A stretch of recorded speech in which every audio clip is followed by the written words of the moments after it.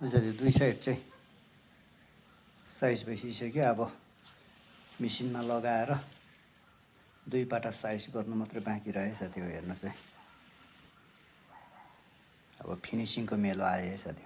Machine start भयो। अब size सुरु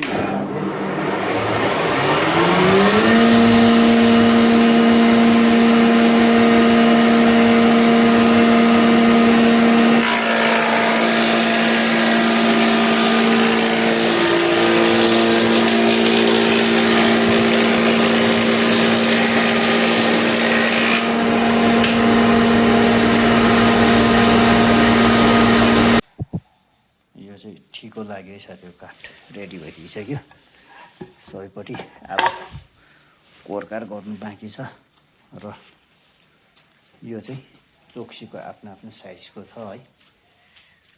र यो चाहिँ चोक्सीको काठ चारैपट्टि साइज भइसकेको छ। यसलाई अब कोरकार गरेर खोपखाप गरेर जोडजाड गर्नु बाँकी रह्यो साथी।